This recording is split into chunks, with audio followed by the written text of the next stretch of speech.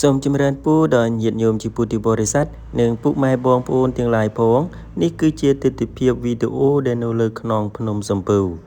នៅកន្លែងថ្មបីដុំឬក៏ជាកន្លែងភ្នូររបស់យួននេះភ្នូរខ្មោចវៀតណាមនិងខ្មោចយួនវៀតណាម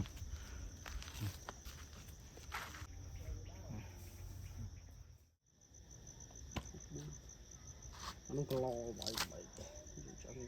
64ណាបើចូល175 64លន់ណុលហ្នឹង64អាចលន់ណុលលន់ណុលលន់ណុលលន់ណុលលន់ណុលលន់ណុលបងប្អូននេះគឺជាម្ដុំនៃការផ្ចែកដីឬក៏ជាមុងរបស់យួនដែលនៅលើខ្នងភ្នំសំពៅ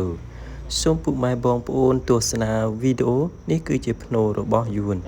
ឬក៏ជាចែកដីរបស់យួនដែលនៅលើខ្នងភ្នំសំពៅ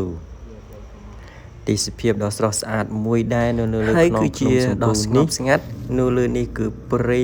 ណាស់កន្លែងចែកដីនេះមានព្រៃសកេសកៈហើយជាធម្មជាតិទៀតផងនោះគឺជាអក្សររបស់យួនហាក់ដែលថាខ្លាចតែអាត្មានិយាយពូតពោក្រហកគឺជាការពិតណាស់